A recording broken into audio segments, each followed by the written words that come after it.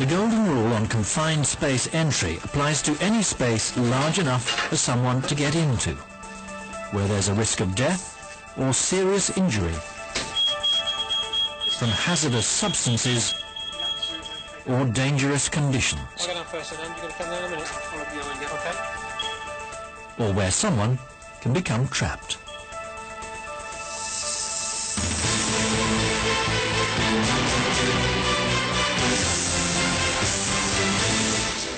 In the USA, at the Texas City refinery, contractors were working on one of the DDU reactors. They were carrying out the job of dumping and reloading catalyst inside the reactor. The vessel had been filled with nitrogen gas to avoid the risk of fire. Pure nitrogen, if breathed in, is immediately fatal, so the team was using breathing apparatus. They'd installed a scaffold barricade over the top deck, which also defined the hazard zone.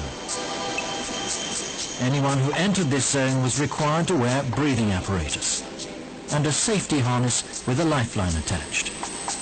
We could only show standard breathing apparatus in our reconstruction, but a full life support system must be worn when working in inert atmospheres. The barricade also had a warning sign about the dangers. One of the contractors, Ed Porter, was working inside the vessel, while his colleagues were on top by the manway. Kevin Cornett was the hull watch or standby man. Carl Williams was standing just outside the barricade. Inside the vessel, Ed was trying to lift up the access ladder so he could remove an internal access manway. But the ladder was too big for him to lift on his own. He called out to Kevin to pull the ladder up a few inches so he could open the manway. Kevin couldn't lift it either, so Carl came over to help. Entering the barricaded area without breathing apparatus.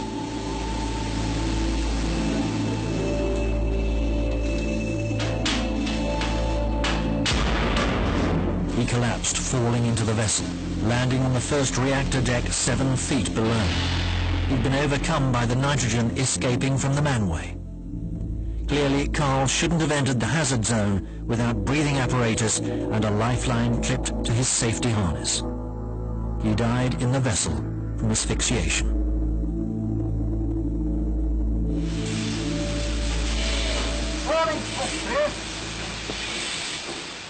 The golden rule on confined space entry says you mustn't go into a confined space unless all other options have been ruled out.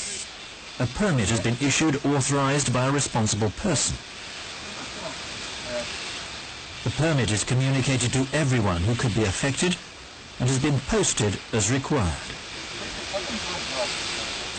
All those involved in the job are competent to do the work. All sources of energy affecting the space have been isolated.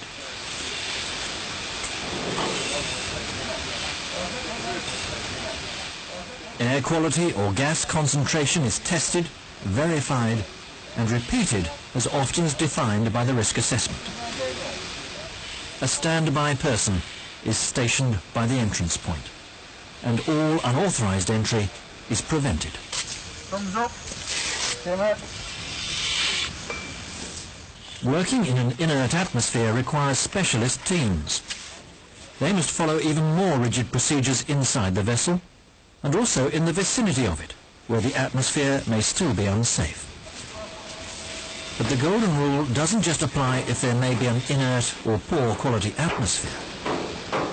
Small spaces where workers can be trapped or find it difficult to escape quickly are also included. Do you control entry into all types of confined spaces? At Texas City, they've improved the control of their contractors and the assessment and communication of risks. Everyone should understand about the dangers of nitrogen and know why they must follow the rules. But Texas City may not need to use nitrogen in future to carry out this task, because they've devised other ways of doing the work without using this deadly gas. Would you be tempted to take a chance to get the job done?